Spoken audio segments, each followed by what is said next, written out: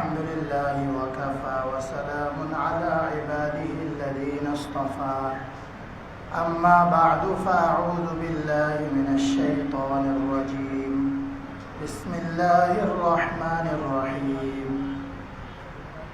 وتوكل على الحي الذي لا يموت وسبح بحمده وكفى به بذنوب عباده خبيرا صدق الله مولانا العظيم وقال رسول الله صلى الله عليه وسلم من قال سبحان الله وبحمده غرست له نخلة في الجنة أو كما قال عليه الصلاة والسلام صدق الله مولانا العظيم وصدق رسوله النبي الكريم محبة شهد شكل دل الشريف قولي اللهم صل على محمد وعلى آل محمد كما صليت على إبراهيم وعلى آل إبراهيم إنك حميد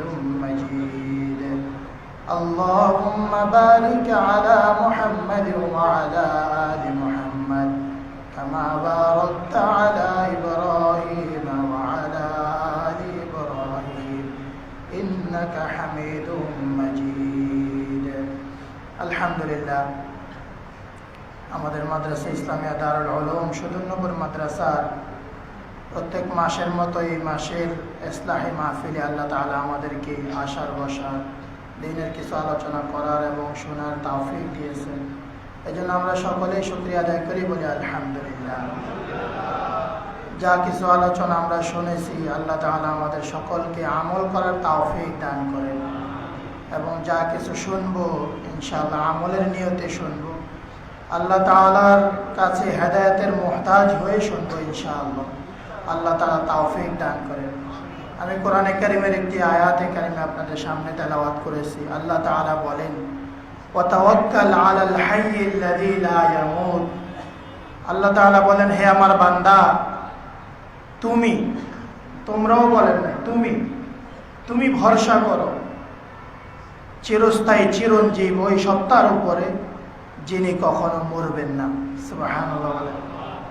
অর্থাৎ ভরসা যদি করতে হয় তো আল্লাহর উপরেই করো, এমন সত্তার উপরে করো যিনি কখনো মরবেন না। এর সাথে সাথে আল্লাহ তাআলা বলতেছেন ওয়াসাব্বিহ বিহামদি। তাওয়াক্কুল, আল্লাহ তাআলার উপরে ভরসা, এটা একজন মুমিন হিসাবে সবচেয়ে গুরুত্বপূর্ণ একটা কাজ। আল্লাহর উপরে যে ভরসা করতে পারে তার দুনিয়া তার আখিরাতের সবকিছুর জন্য আল্লাহ তাআলা যথেষ্ট হয়ে যান। সুবহানাল্লাহ বলেন ওয়া মান ইয়াতাওয়াক্কাল আলাল্লাহ ফাহুয়া হাসবু। আল্লাহ তাআলাই বলেন যে আল্লাহর উপরে ভরসা করতে পারে তো আল্লাহই তার জন্য যথেষ্ট হয়ে যান। সুবহানাল্লাহ। তাহলে এই গুণটা, আল্লাহর উপরে ভরসার এই গুণটা বোঝা গেল, এটা খুবই গুরুত্বপূর্ণ গুণ। তো আল্লাহ তাআলার নিজাম, আল্লাহ তাআলার নিয়ম, তিনি কোরআনে কারীমের মধ্যে যখনই কোনো বিধানের কথা বলেন প্রত্যক্ষভাবে অথবা পরোক্ষভাবে ওই বিধানটা কিভাবে পালন করবে ওটার একটা পদ্ধতিও বলে দেন। বিধানটা কিভাবে পালন করা যায়, বাস্তবায়ন করা যায় সেটাও বলে। তো আল্লাহ তাআলা এই আয়াতে কারিমার মধ্যে প্রথমে আমাকে আপনাকে তাওয়াক্কুলের কথা বলেছেন, আল্লাহর উপরে ভরসার কথা। এর সাথে সাথে আল্লাহ তাআলা বলতেছেন ওয়াসাব্বিহ বিহামদি, তুমি বেশি বেশি সুবহানাল্লাহি ওয়া বিহামদিহি পড়ো। সুবহানাল্লাহ। তাইলে বুঝা গেছে সুবহানাল্লাহি ওয়া বিহামদিহি পড়বে, অন্তরে আল্লাহর উপরে তাওয়াক্কুলের সিফত তৈরি হতে থাকবে। সুবহানাল্লাহ। আমাদের ভাইয়া মুফতি মোশতাকুনি ভাইয়া লা হাওলা ওয়ালা কুওয়াতা ইল্লা বিল্লাহর উপরে, ফজিলতের উপরে অনেক আলোচনা করেছেন, বই আকারে আলহামদুলিল্লাহ আপনারা বয়ানও পেয়েছেন। তো আমি এই লা হাওলা ওয়ালা কুওয়াতা ইল্লা বিল্লাহর ফজিলত এই ভাইয়ের বয়ানের এই বইটাও পড়েছি, আবার তাফসীরের কিতাব থেকেও পড়েছি। আমি এক কিতাবের মধ্যে পেয়েছি লা হাওলা ওয়ালা কুওয়াতা ইল্লা বিল্লাহ সবচেয়ে গুরুত্বপূর্ণ ফজিলত হইল যে ব্যক্তি এটা যত বেশি পড়বে তার অন্তরে দুনিয়ার প্রতি বিমুখতা আর আখিরাতের প্রতি আগ্রহ বৃদ্ধি পাবে। সুবহানাল্লাহ। আমি চিন্তা করে দেখলাম এর চাইতে বড় কোনো আর ফায়দা হতে পারে না, ঠিক কি না?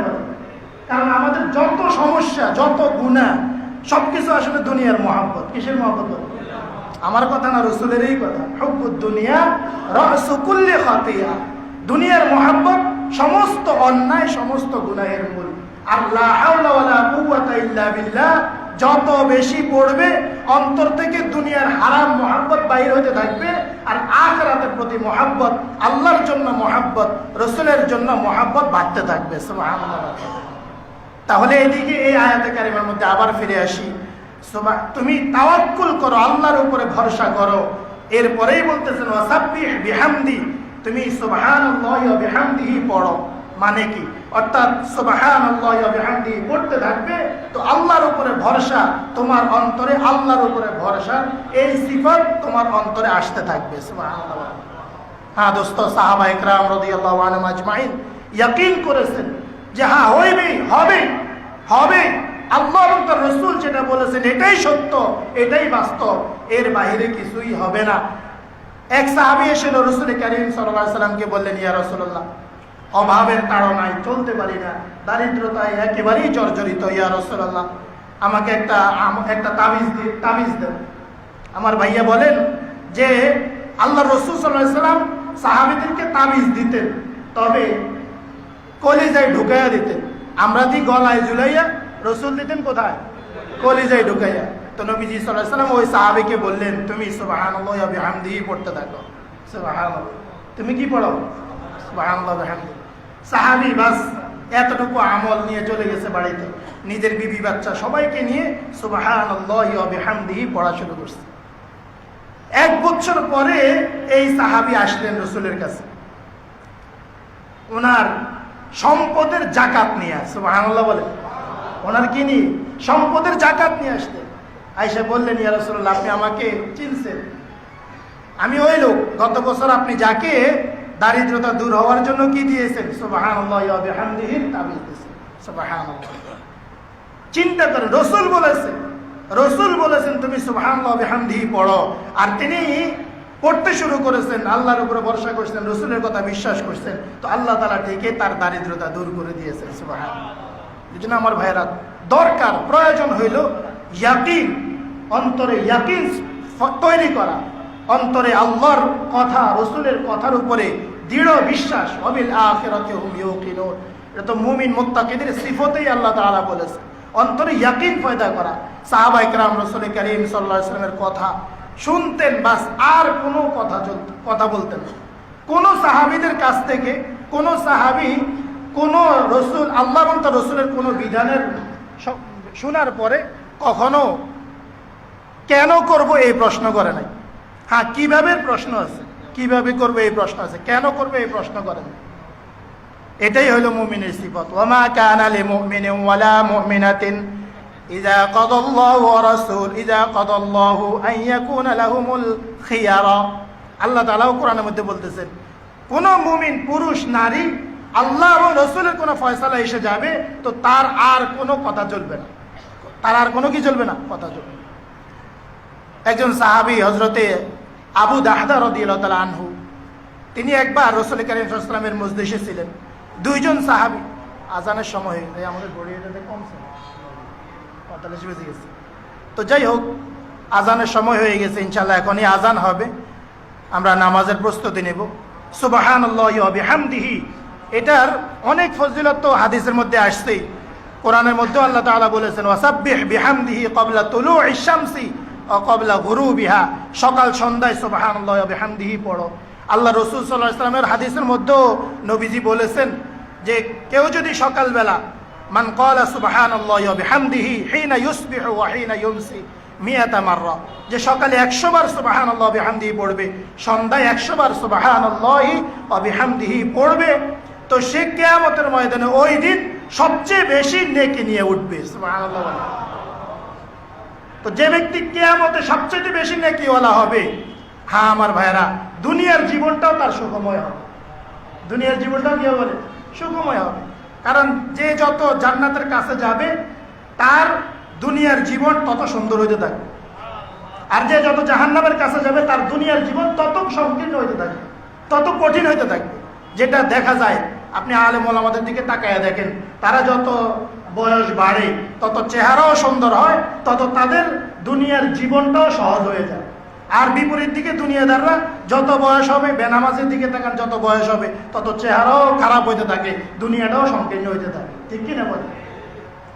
তাহলে সুবহানাল্লাহি ওয়া বিহামদিহির এই আমলটা, যে হাদিসটা পড়েছি নবীজি সাল্লাল্লাহু আলাইহি সাল্লাম ইরশাদ করেন, এই মান ক্বালা সুবহানাল্লাহি ওয়া বিহামদিহি গুরিসাত লাহু নাখলাতুন ফিল জান্নাহ, যে ব্যক্তি বলবে সুবহানাল্লাহি ওয়া বিহামদিহি একবার, জান্নাতে সঙ্গে সঙ্গে তার জন্য একটা খেজুর গাছ বপন করা হবে। সুবহানাল্লাহ।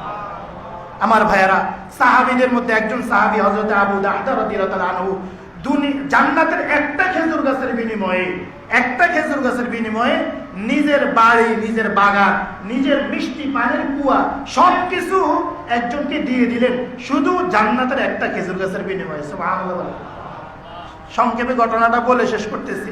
একজন সাহাবীর একেবারে বাড়ির পাশে অন্য একজনের একটা খেজুর গাছ ছিল।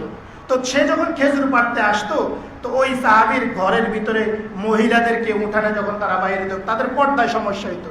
তো উনি বললেন, দেখো ভাই, তোমার একটা খেজুর গাছ, তুমি এটা আমাকে দিয়ে দাও। তুমি আমার বাহিরে অনেক খেজুর গাছ আছে, ওখান থেকে যেটা তোমার পছন্দ সবচেয়ে ভালো খেজুর গাছটা তুমি নিয়ে যাও। কিন্তু ওই লোকটা রাজি হইল না।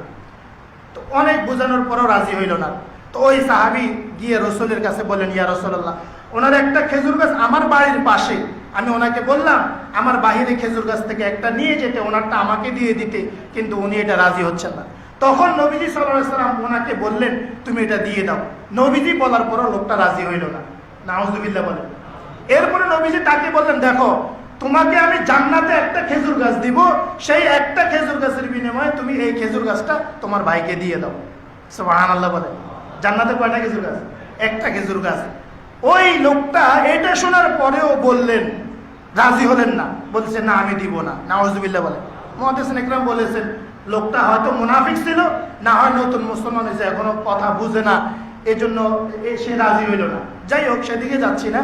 এরপরে উপস্থিত একজন সাহাবী আবু দাহদা রাদিয়াল্লাহু তাআলা আনহু, তিনি দাঁড়িয়ে বললেন, ইয়া রাসূলুল্লাহ, আমার একটা বাড়ি আছে, সুন্দর একটা বাগান আছে, অনেক খেজুর গাছ আছে, একটা কূপ আছে, আমি যদি আমার বাড়ি, আমার বাগান, আমার কূপ সব তাকে দিয়ে দেই, সে তার খেজুর গাছটা আমাকে দিবে? এই লোকটা সঙ্গে সঙ্গে রাজি হয়ে গেল। এরপরে আবু দাহদা রাদিয়াল্লাহু তাআলা বলেন, ইয়া রাসূলুল্লাহ, এবার আমি যদি এই সব যে আমি তাকে দিয়ে দিব আর এই খেজুর গাছটা নিব, এই খেজুর গাছটা ওই ভাইকে দিয়ে দেই, আপনি তাকে যে খেজুর গাছটা জান্নাতে দেওয়ার কথা বলেছেন, ওটাকে আপনি আমাকে দিবেন? সুবহানাল্লাহ বলেন। নবীজি বললেন, হ্যাঁ আমি তোমাকে দিব। সঙ্গে সঙ্গে আবু দাহদা রাদিয়াল্লাহু তাআলা আনহু কি করলেন, তার বাগান, তার বাড়ি, তার কূপ সবকিছু ওই লোকটাকে দিয়ে দিলেন একটা খেজুর গাছের বিনিময়ে। ওই খেজুর গাছটা নিয়ে ওই যে প্রথম যেই ভাই যার অসুবিধা খেজুর গাছের কারণে, তাকে দিয়ে দিলেন। আর নবীজির কাছ থেকে জান্নাতের একটা খেজুর গাছের ওয়াদা নিয়ে আসলেন। সুবহানাল্লাহ বলেন। আমার ভাইয়েরা, সাহাবী রসুলের কথা শুনে জান্নাতের একটা খেজুর গাছের বিনিময়ে নিজের বাড়ি, বাগান, নিজের কূপ, নিজের সবকিছু দিয়ে দিলেন। কয়টা খেজুর গাছের বিনিময়ে? একটা খেজুর গাছের বিনিময়ে। দোস্ত, এই ইয়াকিনের দরকার। আল্লাহ রাসূল সাল্লাল্লাহু আলাইহি ওয়াসাল্লাম আমাদের জন্য ব্যবস্থা রেখেছেন, মান ক্বালা সুবহানাল্লাহি ওয়া বিহামদিহি গুরিসাত লাহু নাখলাতুন ফিল জান্নাহ। নবীজি আমাদের জন্যও বলে গেছেন, যে ব্যক্তি একবার বলবে সুবহানাল্লাহি ওয়া বিহামদিহি, তার জন্য জান্নাতে সঙ্গে সঙ্গে একটা খেজুর গাছ লাগানো হবে। তাহলে বলেন কি পরিমাণ পড়া দরকার? বলেন, সাহাবী এক গাছের বিনিময়ে সব দিয়ে দিছে, আমাদের কিচ্ছু লাগবে না, শুধু পড়তে থাকবো আর জান্নাতে গাছ হইতে থাকবে। আল্লাহ তাআলা আমাদের সবাইকে তৌফিক দান করেন। ইনশাআল্লাহ এখনই আসরের নামাজের আজান হবে, এরপরে আমরা নামাজের প্রস্তুতি নেই সকলে ইনশাআল্লাহ। আল্লাহ তাআলা তৌফিক দান করেন।